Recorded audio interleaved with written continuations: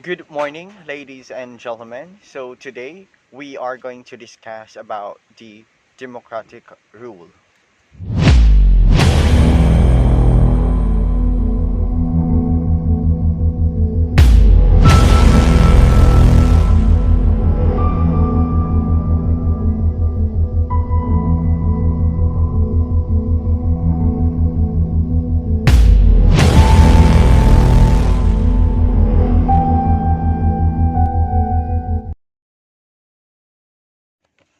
We are in a democratic country. I know some of you guys, or most of you, use this statement or phrase, especially when we are exercising our rights, like for example, our freedom of in our freedom of speech or freedom of expressions when we are posting on Facebook, Twitter, or Instagram, or in other social media. And if somebody would critic us, sometimes we usually use this phrase. We are in a democratic country, cha cha cha cha. So, but come to think, we are, yes, we are in a democratic country. We have a lot of freedom, but those freedoms has also its limits and responsibility to face afterwards. So those situations are just only examples, especially when you are living in a democratic country like us in the Philippines under democratic rule. So to begin with our discussion today, let's first watch this short video, short but very informative. It's about the birthplace of the democracy. Where did the democracy started? And of course, please listen to the opinions of others, of people there in video. And afterwards, we are going to define what is democracy. So please enjoy. A lot of people find democracy so beautiful they can't imagine it's not the natural state of all people. We see Athens as its birthplace, where people decide instead of having a ruler tell us what to do, we are going to rule ourselves. Democracy was this fragile experiment that could have gone away. The Athenians were being attacked by Persia, and they were given the choice.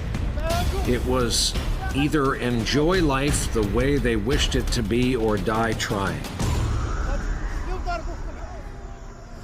I think there is such great gallantry in the idea of going to battle, going to war, knowing you are severely outnumbered, but believing you have right on your side. Imagine having the right to vote on whether to go to war or not. Vote yes, and you've committed yourself to risking your life to fight. Vote no, and you'll be safe, but you'll be ruled by a foreigner. Tough decision, but the point is it's not being made by a king or a queen.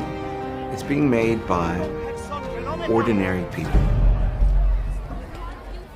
Now, the ability to vote, of course, it's not everyone.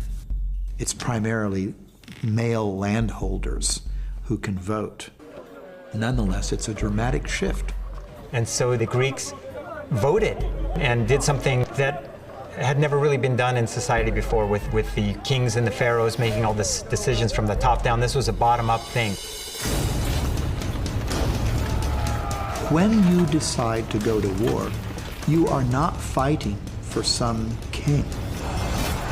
You're fighting for yourself. You're fighting for your family, for your fields.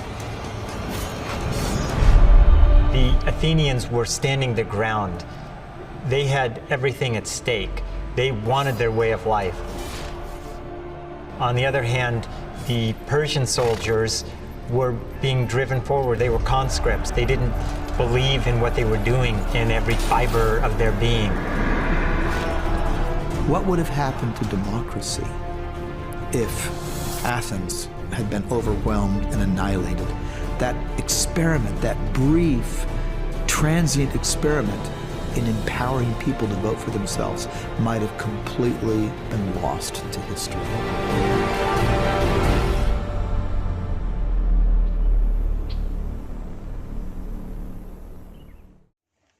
So, if you watch the video, Brian Williams said that democracy is not a natural state of all people. So, why do you think he said this?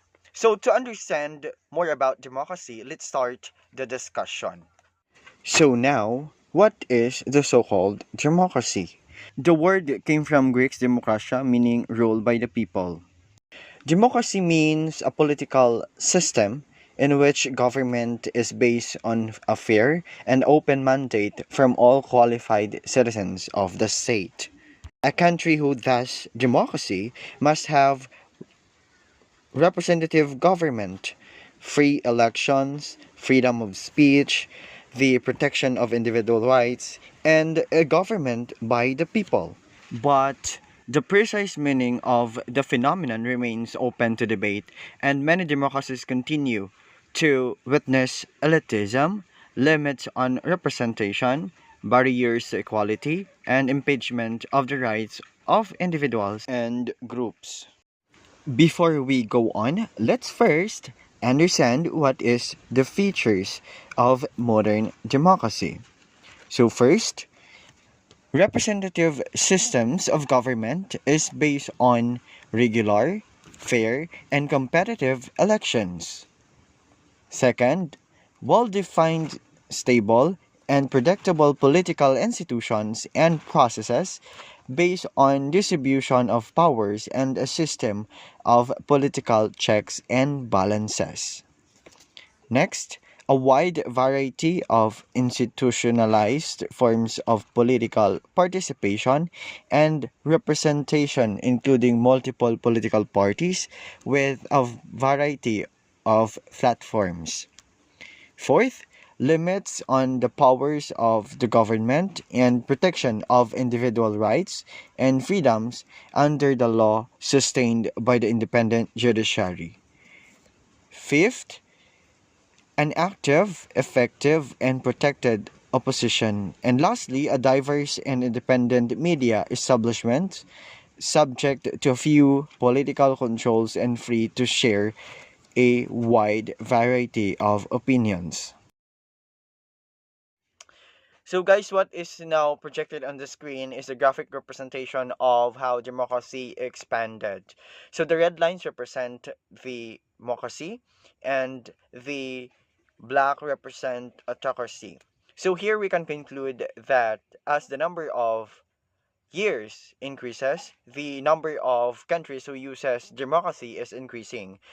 While on the other hand, for the autocracy, while the number of um, years increases, the number of countries who uses autocracy is decreasing. In trying to understand democracy, we should first avoid the comforting assumption that it is self-evidently the best system of rule, because it has certainly many advantages over dictatorship, and it can bring stability to historically subdivided societies, provided um, groups involved agree to the share power through elections. But it has many imperfections. As British political leader Winston Churchill once famously acknowledged when he argued that democracy was the worst form of government, except for all the others. So why Winston Churchill come up with that argument, and even others, that democracy is the worst form of government? So to answer that, let's dwell on the three different forms or strands of democracy. There are three strands or forms of democracy, and these are direct democracy, representative democracy, and liberal democracy. Direct democracy is a system of government in which members of the community take part in making decisions that affect that community. A purist form of democracy that was exemplified in the government of Athens in the 5th century BCE. Athens believed that citizens were the primary agent for reaching collective decisions. It was Athens who first introduced polis, means city-state or community, in ancient Greeks between 461 to 322 BCE. They also operated on democratic principles summarized by Aristotle. This includes the following: appointments to most offices by lot, and brief tenures in office with no repeat terms. Assembly and Athens. All male citizens could attend meetings and address their peers. Meetings were of citizens, not their representatives.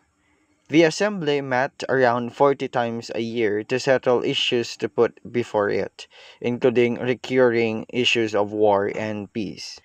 Administrative functions is the responsibility of an executive council.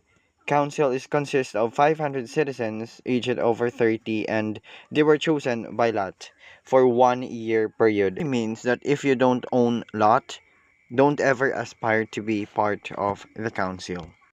But there were flaws in the system because citizenship was restricted to men whose parents were citizens.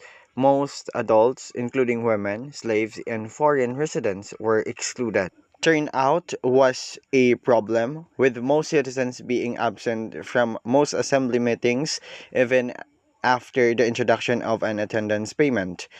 Next, the system was time consuming, expensive, and over complex, especially for such a small society. And lastly, the principle of self government did not always lead to decisive and coherent policy. Direct democracy is hard to find in modern political systems. Thus, Paleman 2012 states that society will school them in and train them for democratic politics, given that individuals learn to participate by participating. That statement led to talk about the possibilities of electronic democracy. E-democracy or electronic democracy is a form of democratic expressions through which all those with an interest in a problem or an issue can express themselves via internet or social media. But there are several problems with this electronic democracy. The first one is opinion expressed online are not methodologically collected and assessed as they would be in a true direct democracy. Second, many of those who express themselves via social media are either partisan or deliberately provocative. Third, it has led to heightened concerns about privacy.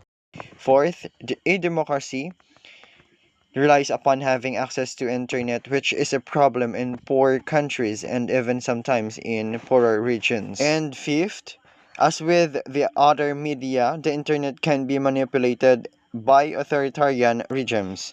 And lastly, it will lead to the so-called echo chamber.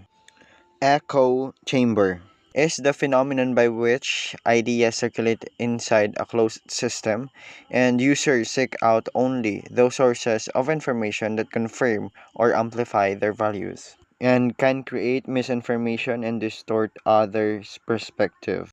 The other forms of democracy is representative democracy. It is a modern state form. It is a system of government in which members of the community elect people to represent their interest and to make decisions affecting to the community. That's why mostly it is called indirect form of government. How can people be said to govern themselves if separate class of rulers exist? So this question came from the Greeks because they seen um, representative democracy as preposterous or ridiculous one.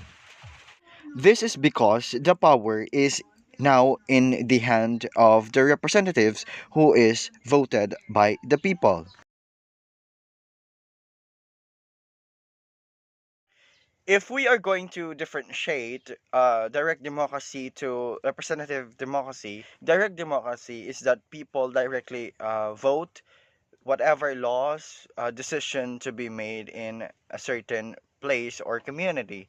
However, or on the other hand, representative government, people will not directly vote the laws or the rules or the decision to be made. Rather, they have first to elect a person to represent them as a whole, and that person voted by them or elected by them will be the one to represent and the authority to vote whatever laws or decisions to be made in a certain country or certain community.